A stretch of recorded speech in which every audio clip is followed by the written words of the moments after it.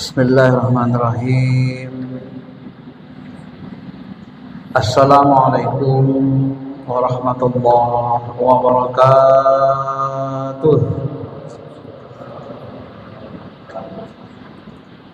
Alhamdulillahi hamdan na'imin. Ashhadu an la ilaha illallah rabbuna rabbul alamin. Wa asyhadu anna Muhammadar Rasulullah sayyidina sayyidil mursalin. Allahumma salli ala habibina syafi'ina wa maulana Muhammadin wa ala alihi wa sahbihi ajma'in, amma ba'd.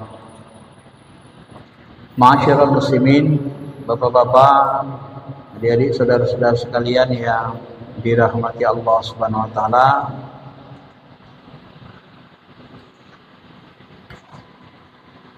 Kajian ilmu tauhid dan tasawuf ini sebenarnya termasuk kajian pokok dalam ajaran Islam, karena sesungguhnya setiap orang akan berbuat atau beramal soleh sangat-sangat bergantung kepada keimanannya, tauhidnya kepada Allah, pemahamannya, yang mana pemahaman ini nanti akan menjelma menjadi sebuah perbuatan, dan perbuatan inilah nanti yang akan menghasilkan apakah dia dalam bentuk kemuliaan derajat, ya, atau bentuk kemuliaan dalam bentuk makom yang ilmiyin, makom yang didekatkan, atau muqarrabin yang didekatkan Allah Subhanahu wa taala kepada dirinya. Bapak Ibu yang dirahmati Allah Subhanahu wa taala, materi yang pertama ini saya akan membahas isi dari pengantar kitab Sirrul Asrar. Sebenarnya Sirrul Asrar ini kajiannya sangat tinggi, cuma saya akan menjelaskannya dengan bahasa yang lebih gampang supaya mudah kita pahami dan bisa kita ambil hikmahnya. Sirrul Asrar ini dimulai dengan bahasan muqaddimahnya ini adalah fi bayan ibtida'ul khalq, penjelasan tentang asal mula kejadian, asal mula kehidupan. Beliau menyebutkan i'lam waffaqallahu lima yuhibbu yarda, ya. Mudah-mudahan Allah memberikan taufik kepada kita dan Allah Subhanahu wa taala mencintai dan meridhoi. Dalam sebuah hadis qudsi dikatakan awwala min lamma khalaqallahu ruhu Muhammad awwala min nuri jamali, kama qala Allah taala fi hadis qudsi khalaqtu Muhammadan awwalam min nuri wajhi. Apa yang pertama sekali diciptakan Allah? Apa yang pertama sekali diciptakan Allah di alam dunia ini? Beliau mengatakan yang pertama kali diciptakan Allah ke alam dunia ini, di alam dunia ini sebenarnya adalah Nur Muhammad. Inilah yang disandarkan kepada banyak hadis. Salah satu hadisnya adalah awwalama khalaqallahu ruhi. Yang pertama kali Allah ciptakan adalah ruhku.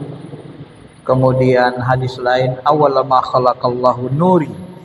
Yang pertama kali diciptakan Allah adalah nurku. Dalam hadis lain awwalu ma khalaqallahu al-qalam, yang pertama kali diciptakan Allah adalah pena. Wa awwalu ma khalaqallahu al-aqal, yang pertama kali diciptakan Allah adalah akal. Sebahagian hadis ini sahih riwayat Abu Daud, walaupun sebahagian hadisnya secara periwayat penyampainya ada yang lemah dalam arti ya, periwayatnya itu ada yang pelupa gitu ya.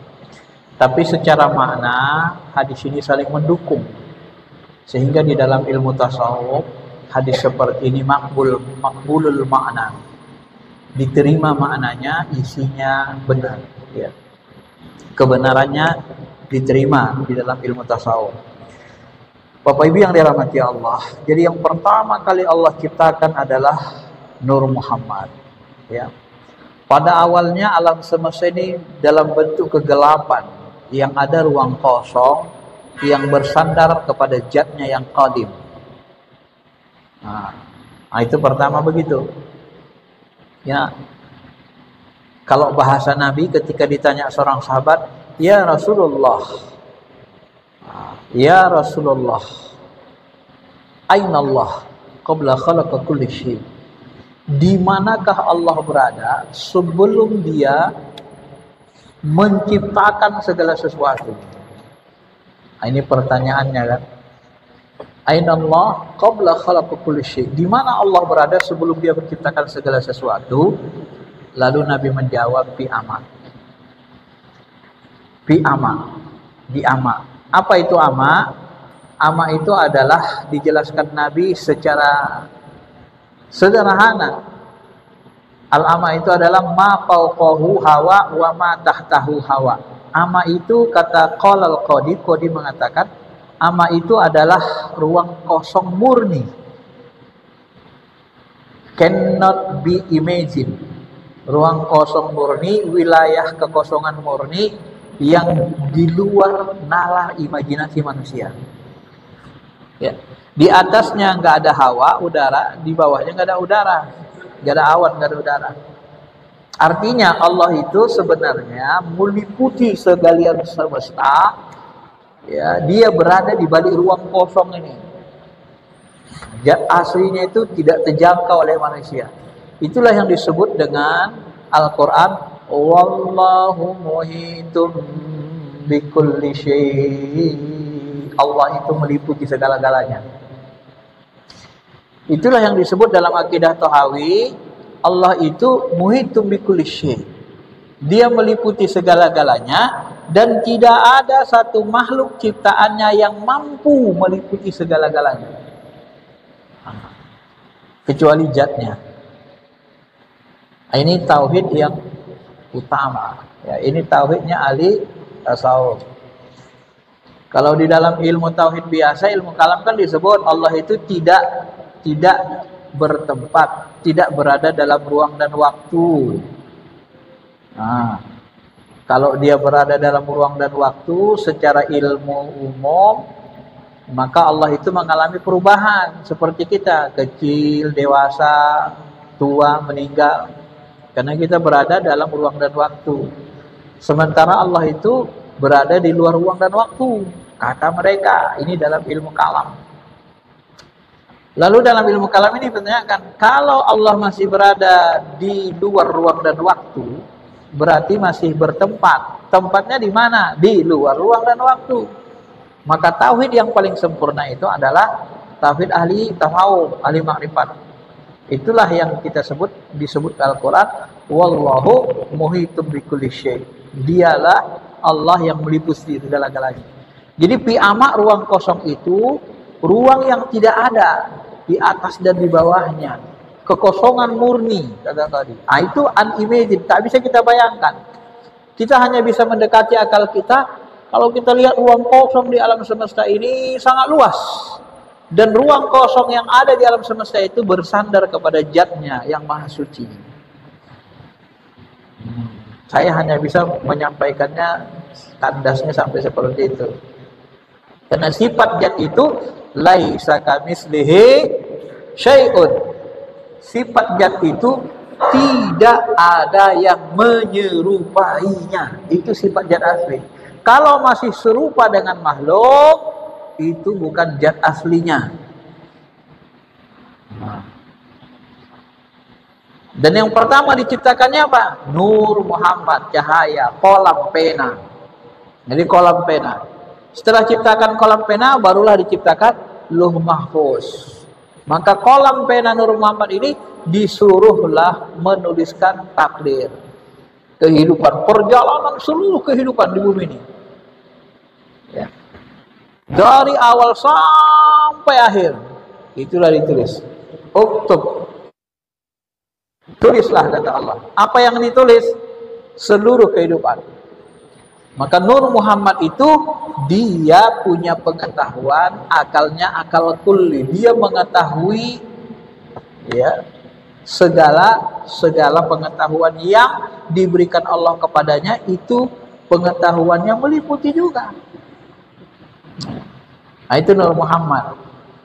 Itulah yang pertama kali diciptakan oleh Allah Subhanahu wa taala. Dalam hadis ini disebut yang pertama kali diciptakan ruh, qalam, pena, akal, ini semuanya sama. Kadang disebut Nur Muhammad, kadang disebut Ruh Muhammad, kadang disebut pena, kadang disebut akal, akal kulli namanya. Akal yang mengetahui semuanya. Nah, kalau dalam filsafat ada istilahnya akal 10, akal ketuhanan, kan gitu. Akal 9 itu teori filsafat Al-Farabi. Kenapa disebut Nabi Muhammad itu sebagai nur? Karena bersih dari segala kegelapan. Sifat nur itu menunjuki bersih. Ya. Kenapa disebut akal? Karena ia menemukan, memahami segala sesuatu. Karena akal itulah fungsinya memahami segala-galanya. Kenapa disebut pena, kolam? Kadang-kadang disebut pena, kolam karena dia menjadi sebab perpindahan ilmu. Sebagaimana mata pena itu menuliskan sesuatu, memindahkan, mentransfer ilmu ke dalam buku atau bacaan. Maka Ruh Muhammad adalah ruh yang paling murni. Inilah yang pertama kali Allah ciptakan. Dan sebagai makhluk pertama dan asal dari seluruh makhluk. Ya. Inilah juga yang disebutkan dalam hadis qudsi.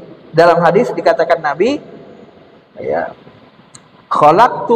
dalam hadis qudsi, khalaqtu Muhammadan awwalam min nuri wajhi. Yang pertama aku ciptakan adalah Muhammad, yang pertama kali dari nur wajahku, dari nur jatnya. Maka istilah lain bagi Nur Muhammad ini nur jat. Syekh Imam Al-Sadili kan ada salawatnya itu, salawat nur jat namanya. Allahumma sholli ala sayyidina Muhammadin nuriz zati wassirris sari fi sairil asma'i was sifat. Nah, ini termasuk salawat nur jat namanya. Ya. Di dalam ilmu tasawuf itu disebut dengan nur jatnya, Nur Muhammad. Nah, dari Nur Muhammad inilah nanti diciptakan seluruh makhluk yang ada di bumi, termasuk di alam malakut, jabarut, dan seterusnya. Ma'asyiral muslimin, Bapak Ibu yang dirahmati Allah. Kemudian beliau lanjutkan, setelah Allah menciptakan Nur Muhammad ini, barulah diciptakan semua ruh. Ya, ruh di alam lahut. Alam lahut itu wilayah ketuhanan, ya, dimensi keempat. Kalau dalam ilmu tasawuf, Syekh Abdul Qadir Jalil menyebut dimensi yang paling dekat dengan wilayah Jan. Ya. Bapak Ibu, dalam ilmu yang tasawuf yang lebih tinggi, alam kita ini berdimensi. Jadi alam ini bukan atas bawah. Ya, kalau orang yang memahami tekstual Al-Quran, kadang-kadang dia salah. Dia kira alam itu langit bumi atas bawah. Enggak. Langit bumi itu tempat, bukan alam. Ya. Sebenarnya alam ini, alam itu makhluk-makhluk yang ada di dimensi-dimensi. Cenderung kepada dimensi. Kita ini berada di alam nyata, alam ngasut. Kemudian jin itu juga di alam nyata, di alam nasut. Cuma fisiknya sangat halus sehingga nggak bisa kita lihat dengan mata. Mirip dengan bakteri. Bakteri itu di alam nyata, tapi saking halusnya kita harus pakai mikroskop baru bisa melihatnya gitu. Ya. Maka melihat yang halus harus pakai yang halus. Apa yang halus? Rasa, gitu kan. Kemudian masuk ke alam malakut. Alam malakut itu, nah ini makanya alam ini seperti dimensi. Dari mana kita tahu dimensi? Misalnya Nabi mengatakan, ya, Inna lillahi malaikatan yamtufuna fil ardi yamshuna 'alal ardi yaltamisuna ahla zikir. Sesungguhnya Allah punya malaikat yang tawaf keliling di muka bumi, yaltamisuna ahla zikir, mereka mencari majelis zikir. Fa iza wajadu, apabila mereka menemui majelis zikir seperti kita ini, niat iktikaf, duduk di masjid. Nah, ini masjid zikir juga karena kita ngaji kan. Apabila malaikat menemui masjid zikir seperti ini, baik orang berzikir rame-rame, tawajuh, atau orang berzikir seperti kita ini juga zikir namanya. Ya, majelis taklim termasuk majelis zikir. Walaupun lapas hadis disebut sebenarnya majelis zikir, Riyadul Jannah itu. Apabila mereka menemui qa'adu ma'ahum, maka malaikat itu akan duduk bersama kita. Nah, jadi ketika malaikat melihat majelis zikir, dia duduk sama kita. Kita zikir la ilaha illallah, la ilaha illallah. Rame-rame kita misalnya duduk. Malaikat itu datang duduk dia sama kita. Pertanyaan saya, Bapak Ibu bisa nggak lihat malaikat yang duduk di kiri kanannya? Ini hadis Sahih Muslim. Bisa lihat nggak? Nggak bisa lihat. Kenapa nggak bisa lihat? Karena dimensinya berbeda dengan alam nyata. Di mana dia dimensinya? Ya di balik ruang kosong ini. Wong duduk bersama kita katanya berarti kan di balik ruang kosong ini sebelah-sebelah itu kan? Benar? Jadi malaikat itu ada di sini, ada di langit pertama, langit kedua, langit itu ada terus. Kalau langit itu alam nyata. Kalau makhluk itu berada di wilayah dimensi, itu mirip juga dengan frekuensi. Ada FM, ada SW1, ada SW2, SW3. Jadi kalau kita mau dapat siaran FM, ya bukalah channel FM, kedengaran suaranya. Kalau kita mau dapat siaran SW1, bukalah channel SW1. Nah, kalau kita mau memandang malaikat, bukalah mata hati kita. Maka gabal fuadu ma'ra'a Muhammad, mata hati Muhammad tidak mendustakan apa yang dia lihat. Apa itu fuad, mata hati? Apa itu mata hati? Itu lapisan panca indera yang berada dimensi alam jabarut. Maka Nabi Muhammad melihat Jibril pakai mata hati, fuad, bukan mata kepala. Karena kemampuan mata kepala hanya bisa melihat yang nyata. Jadi indranya masing-masing ada gitu loh. Nah, gitu memahaminya. Ini kalau ada orang bilang Allah di mana? Di langit. Kalau di langit, di bumi berarti nggak ada Tuhan dong. Nah, itu kan salah masalah lagi.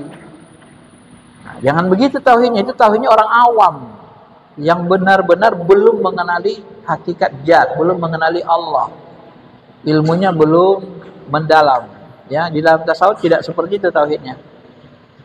Nah, makanya ketika ditanya Nabi, "Aina Allah?" Fis sama, di langit. Langit itu siapa yang ngomong itu? Buddha. Nabi diam. Nabi ngetes iman aja. Ya Buddha, namanya Buddha kan nggak bisa berpikir keras, nggak bisa memahami mendalam. Fis sama itu maksudnya untuk menunjukkan ketinggian saja. Ya. Allah itu bisa tajalli di Bukit Tursina ketika berdialog dengan Nabi Musa.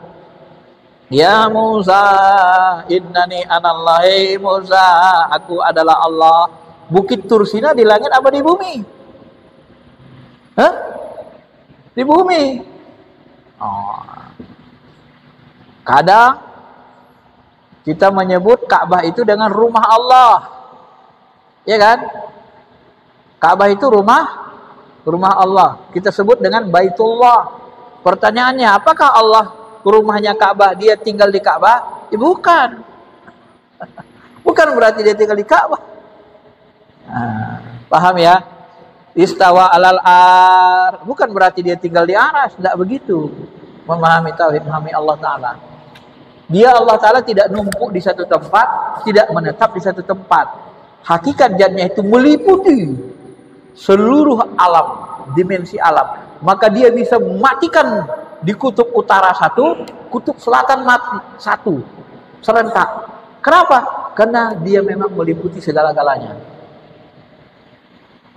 Kalau dia tidak meliputi segalanya, maka dia tidak bisa mengerjakan dua hal dalam tempat yang berbeda, yang sangat jauh. Secara aklinya begitu. Itulah tauhid ahli ma'rifat di kalangan ulama tasawuf. Ya. Bapak Ibu yang dirahmati Allah Subhanahu wa taala. Nah, setelah diciptakan ruh ini, ruh manusia di alam laut dalam bentuk terbaik, ya, maka Muhammad adalah nama bagi seluruh manusia di alam laut. Jadi di alam laut itu pertama kali diciptakan ruh itu kita disebut dengan Muhammad. Maka panggilannya nanti Nur Muhammad. Ya. Dari Nur Muhammad diciptakan ruh manusia. Dari ruh manusia diciptakan nanti api, jin. Dari jin diciptakan nanti binatang. Ya, disarikan dari binatang nanti diciptakan tumbuh-tumbuhan. Nah, kira-kira begitu penjelasan ulama. Alam lahut inilah negeri asal ruh kita. Setelah 4000 tahun dari penciptaan ruh Muhammad ini, Allah kemudian menciptakan Arasy dari Nur Muhammad. Begitu juga seluruh makhluk diciptakan dari Nur Muhammad. Nah, ini yang dijelaskan beliau dalam kitabnya, ya. Setelah itu ruh kita ini, ya, diturunkan ke alam Jabarut. Jadi beliau membagi alam itu ada 3, ada 4. Pertama alam lahut, wilayah ketuhanan. Itulah yang disebut dengan indallah. Inna lillahi wa inna ilaihi rajiun. Itulah yang disebut dalam ayat misalnya Allah berfirman, wala tahsabanna alladziina qutilu fi sabilillahi amwat bal ahya'un 'inda rabbihim yurzaqun. Jangan kamu kira orang yang mati syahid itu mati, mereka itu berada di sisi Tuhan. Nah, inna lillahi wa inna ilaihi rajiun. Kembali ke sisi Allah, kembali ke wilayah lahut, karena wilayah lahut itu yang paling dekat dengan wilayah jat. Nah, ya, begitu membahasakannya. Jadi dimensi lahut itu dimensi yang mendekati zat aslinya. Di mana dia? Di balik ruang kosong ini. Nah, makanya kalau kita Allah berfirman, wa nahnu aqrabul warid, kami lebih dekat dari urat lehermu. Kenapa disebut lebih dekat dari urat leher? Karena urat leher ini termasuk urat napas kita. Sebelum kita bernapas, sebenarnya kita bertemu dengan Allah dulu. Kenapa? Yang pertama ada adalah Allah, baru napas. Napas itu ciptaan Allah. Maka sebelum kita bernapas, kita ketemu Allah dulu. Maka lebih dekat dari urat leher, urat napas kita. Ya. Itu maksudnya, salah satu maknanya. Nah, itulah saking kedekatan Allah Subhanahu wa taala. Karena alam ini sebenarnya ya berdimensi tadi. Alam malakut di sini, alam ruh di sini. Maka Nabi kalau bersabda dalam hadis sahih kan, kalau sekiranya kalian tidak diperintahkan menguburkan mayat, niscaya aku berdoa kepada Allah supaya kalian bisa dengar azab kubur. Begitu kita ke kuburan misalnya, begitu dibukakan Allah hijab azab kubur, nah gitu sudah bisa dengar. Di portal kuburan itu termasuk bagian dari alam barza, alam ruh, ya kan? Jadi kita di kuburan bisa dengar alam ruh, orang disiksa. Kalau dibukakan portalnya, hijabnya, berarti alam ruh mana? Ini balik ruang kosong ini. Kan sederhana. Atau sederhananya lagi, Bapak yakin nggak punya ruh? Yakin nggak? Yakin? Yakin punya ruh kan? Ruhmu mana? Hah? Di dalam jasad. Berarti dalam jasad itu alam ruh atau alam nyata? Ruh kita berada di alam ruh atau di alam nyata? Hah? Ruh kita di alam ruh atau di alam nyata? Nah, ini sederhana aja biar Bapak mudah memahaminya. Ruh kita berada di alam, ya di alam ruh. Mana ada ruh di alam nyata? Kalau ruh di alam nyata nampaklah dia. Pakai mata ya benar. Ruh itu beradanya di dimensi alam ruh.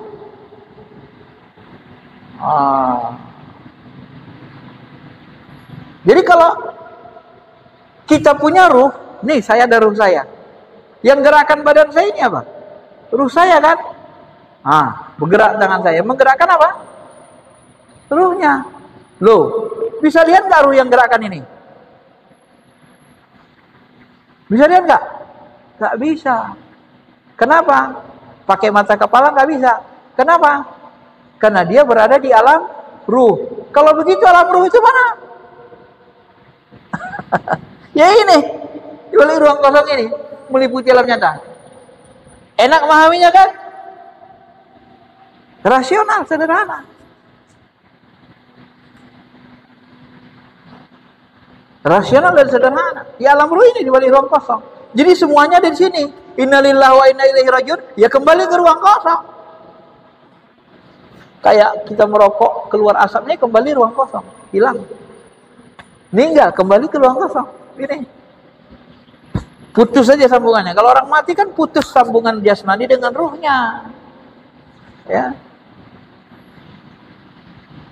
Putus sambungan rohani dengan jasmaninya. Supaya mudah-mudah memahaminya, alat sambungnya apa? Alat sambungnya napas. Ketika kita bernapas, itulah kita hidup kehidupan, hayat. Kalau napas kita dihentikan, maka terjadilah kematian. Karena napas itu alat penyambung ruh dengan jasmani. Kalau nggak percaya, kita buktikan. Tahan napasnya 1 jam, setengah jam. Kita lihat apa kejadian. Berani nahan napasnya setengah jam, 1 jam. Setelah tahan napas 1 jam, apa yang terjadi? Apa yang terjadi? Kematian. Karena alat sambungnya napas itu kita tahan. Paham?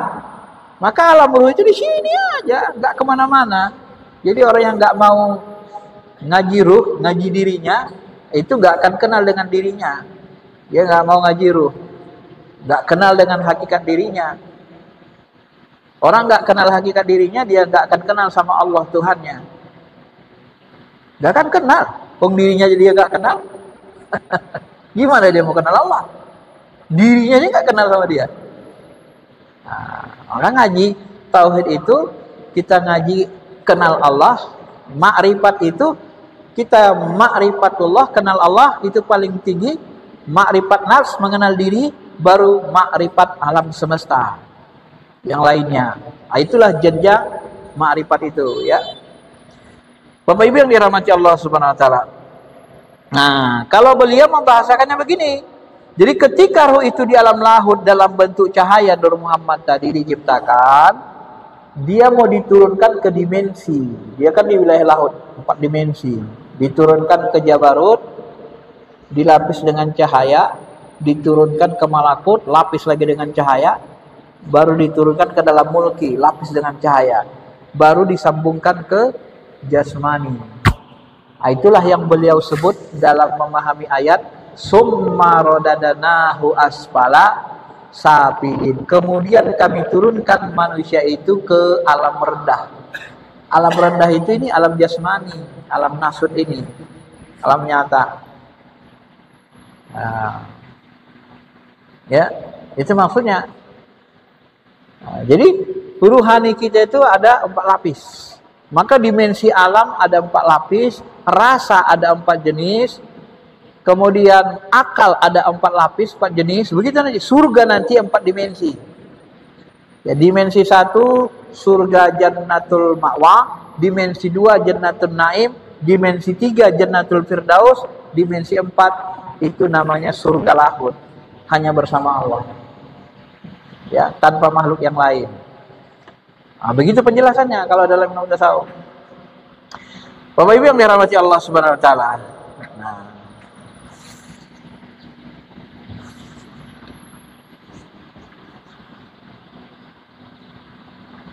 Nah, setelah kita diturunkan ke alam rendah, summa radadnahu asfala safilin. Nah, Untuk apa kita diturunkan ke alam rendah? Sebenarnya adalah banyak ulama tasawuf menyebut ruh kita ini diturunkan ke jasmani ke alam rendah dalam rangka untuk menyempurnakan ma'rifatnya. Maka kita disuruh belajar dengan Nabi yang sempurna di alam nyata. Ketika kita pulang, kita mengenali Allah. Jadi kita diturunkan ke bumi ini sebenarnya bukan untuk cari duit. Kalau nyari duit makan, jasmani kita yang makan. Jasmani kita makan, masuk kubur, hancur. Loh, untuk apa kita berjuang hanya untuk yang hancur? Coba pahami dengan baik. Ya. Jadi kita diturunkan ke bumi bukan sekedar cari makan untuk jasmani. Kalau kerja kita, tugas kita cari makan dengan jasmani saja, seperti kayak kata Buya Hamka. Kalau hidup hanya untuk hidup, yang di kebun binatang itu hidup semua apa untuk hidup? Hidup juga mereka. Ini supaya kita jangan lupa diri, belajar tauhid ini. Ya bisa kita bayangkan kan, kalau kita ditutus ke bumi ini hanya untuk cari makan, jadi kotoran, makan jadi kotoran, mati, jasad kita hancur. Loh, jadi untuk cari makan dikasih kemana? Ke jasad larinya kemana? Hancur ke tanah. Loh, kok berjuangnya untuk yang hancur? Sedih nggak orang yang nggak kenal diri, nggak bertauhid? Sakit pak hidupnya di alam akhirat. Kenapa? Karena perjuangannya untuk jasmani yang hancur. Yang hancur kok diperjuangkan? Orang memperjuangkan yang kekal, tapi kita memperjuangkan yang hancur. Ini berapa? Ketipu nggak kita? Ketipu. Maka alam dunia ini alam permainan, alam tipuan. Wa mal hayatud dunya illa mata'ul ghurur. Kehidupan dunia ini kehidupan kesenangan yang menipu. Ditipunya kita, makan enak, di tenggorokan enaknya. Ketika mati hancur. Uang makanannya ke jasmani kok. Di sini kita harus berhati-hati. Nggak perlu kita memahami kehidupan. Jadi bertahannya kita hidup itu supaya apa? Supaya kita terus belajar mengenali Allah, mensucikan ruh kita, supaya makrifat ruh kita itu sempurna. Maka kita disuruh belajar ke Nabi. Nabi tak ada, disuruh belajar orang-orang yang mengikutinya, yang mendekatinya. Siapa itu? Itulah yang dijelaskan dalam Al-Quran. Qul hadhihi sabili ad'u ilallah. Katakanlah hai Muhammad, inilah jalanku. Jalanku apa? Jalan Nabi Muhammad apa? Ad'u ilallah, mengajak manusia kembali ke Allah. Kenapa kita diajak kembali ke Allah? Karena asal ruh kita dulu memang dari Allah. Makanya kalau ruh kita pulang disebut innalillah wa inna ilaihi rajiun. Berasal dari Allah, kembalinya ke Allah. Nah itu dia ilmunya. Adu ilallah, mengajak manusia, ruhnya, mengajak manusia kembali lagi ke Allah. Jangan kembali ke tanah. Bagaimana cara kita supaya mau hati kita, ruh kita, diri kita kembali ke Allah? Caranya cuma satu, nggak ada lain. Ala basiratin. Harus dengan cara basirah. Basirah itu apa? Basirah itu ainur ruh, mata ruh, pandangan mata hati. Maka harus membuka mata hati, harus membuka hijab-hijab mata hati.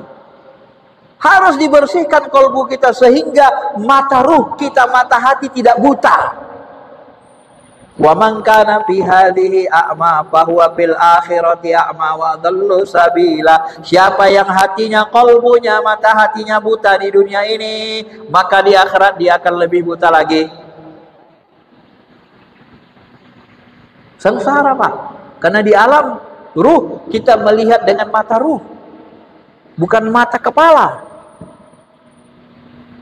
Maka orang yang mata hatinya buta di alam ruh, dia gelap seperti penjara, dia tersiksa.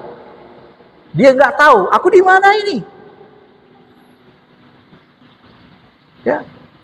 Siapa yang buta di dunia ini, di akhirat dia buta, lebih sesat jalannya. Dia tidak mengenal Allah, tidak tahu jalan pulang, tidak tahu jalan kembali. Kenapa? Karena selama hidup di dunia, dia sendiri yang membutakan mata ruhnya tadi. Padahal ruhnya diturunkan tadi supaya ma'rifat, supaya kenal Allah, tahu jalan pulang.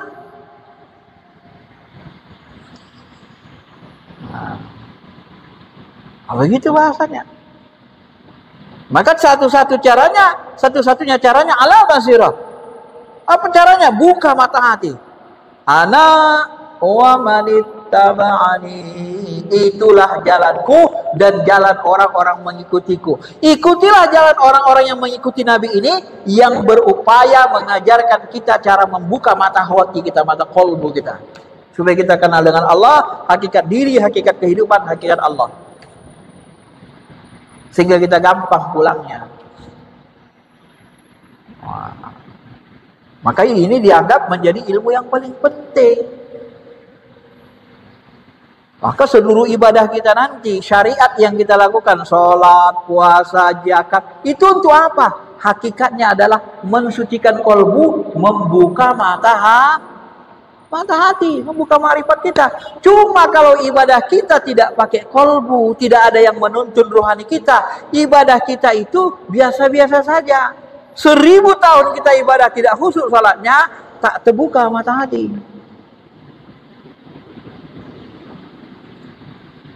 Nah, tak terbuka dia.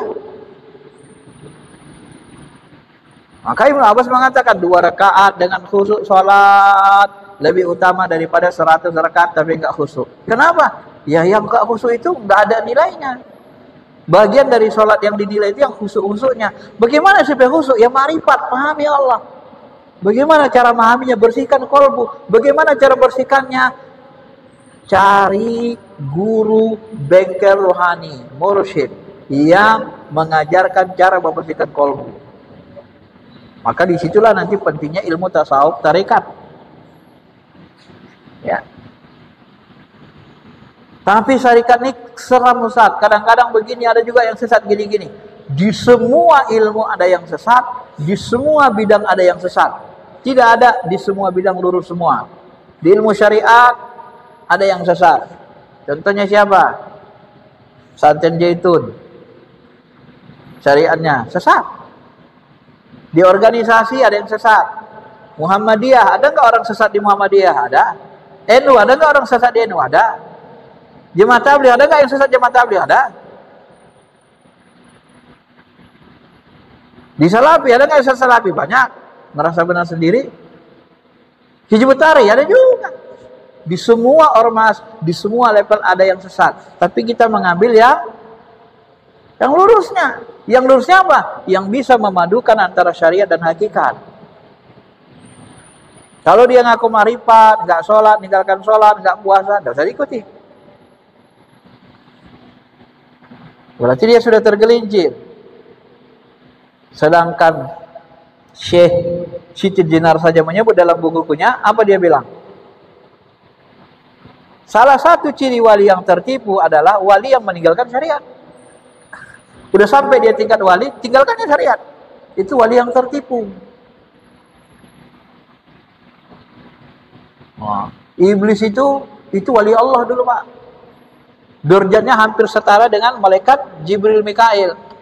Tapi ketika dia durhaka kepada Allah, tidak mau mengikuti perintah Allah, dia tinggalkan perintah Allah, dia jalankan larangan Allah, tinggalkan syariat, jatuh dia. Nah, itu hati-hati. Batasannya syariat juga, maka kita jaga syariat juga, ya. Masyarul muslimin, Bapak Ibu yang dirahmati Allah. Nah, setelah itu diturunkanlah ruh kita itu, lapis 4 tadi, cahayanya. Kenapa dia harus dilapisi cahaya? Kata Syekh Abdul Qadir Jilani. Sebab kalau ruh kita yang di alam laut itu langsung dimasukkan ke jasmani ini kebakar. Karena cahaya ruh kita itu lebih terang dari cahaya matahari. Nur Muhammad itu. Ya. Maka Nur Muhammad itu lebih terang dari cahaya surga, lebih terang dari cahaya matahari. Itu yang aslinya. Supaya dia tidak kebakar, hancur jasmani kita ini, untuk disambungkannya, maka diredupkanlah dengan cahaya jabarut, cahaya, malakut. Itulah ruh. Makanya ruh itu berlapis-lapis. Rasa itu berlapis-lapis. Barulah disambungkan ke jasmani, dimasukkan. Tersambung. Maka di sini kita bisa merasa ruh kita. Tersambung ke jasmani kita ya. Nah, untuk apa? Nah, itulah tadi. Supaya kita, ruh kita ini kita didik. Kita belajar dengan orang yang level ruhaninya lebih tinggi. Para nabi, para rasul. Kalau sudah tidak ada para wali. Supaya kita sempurna. Baru nanti kita kembali lagi ke wilayah lahun. Nah, inilah maksud dan tujuan manusia itu diciptakan. Nah, jadi kalau cari makan ya silakan cari makan, tidak ada masalah. Memang itu wajib untuk bertahan hidup ya kan. Tapi jangan lupa, jangan berjuang untuk yang hancur, untuk jasmani. Baik, saya kira itu saja pengantarnya tentang ini. Jadi di alam nasut, alam syariat ini ilmunya syariat. Di alam malakut nanti ilmunya tarikat. Di alam jabarut itu hakikat atau ma'rifat. Di alam lahut baru namanya hakikat. Nah, begitulah nanti level ilmu, level akal, level surga, level rasa, level ruh, begitu. Dia 4 lapis dirinci oleh Pak Syekh Mubarjilani. Baik, ada yang mau bertanya silakan.